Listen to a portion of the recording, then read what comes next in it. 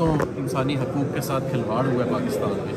اور نہایت ہی افسوسناک ہے۔ ہمارے ملک کا تو بالکل مذاق بنا دیا گیا۔ اب آپ دیکھیں کہ مجھ پہ 51 جعلی پرچے دہشت گردی کے، اور ان 51 میں سے میں کسی ایک مقام پر بھی موجود نہیں، ٹھیک ہے، اور اس کے باوجود اگر ہمارا کرمنل جسٹس سسٹم کو ایک جماعت کو ٹارگٹ کرنے کے لیے، ایک لیڈر کو گرانے کے لیے آپ اس حد تک آ گئے کہ آپ نے عدلیہ کو نہ چھوڑا، آپ نے جمہوریت کو نہ چھوڑا، آپ نے قانون کو نہ چھوڑا، آپ نے انسانی حقوق کو نہ چھوڑا، تو یہ کہ کس نوعیت کی حکمرانی ہو رہی ہے پاکستان کے اندر۔ لیکن بہرحال میں اس پہ اگلے 24 گھنٹے کے اندر ایک پریس کانفرنس کروں گا، اور میں آپ کے سامنے تمام حقائق لے کے آؤں گا جو میرے اوپر جعلی انہوں نے کیسز بنائے، جو میرے پہ پچھلے 10 ماہ کے اوپر گزری، میرے گھر والوں پہ جو گزری،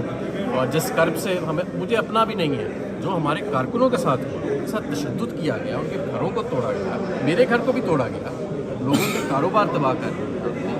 خواتین کے ساتھ جو سلوک ہوا، اور اس ملک کے ساتھ جو آپ نے سلوک کیا ہے، اس کا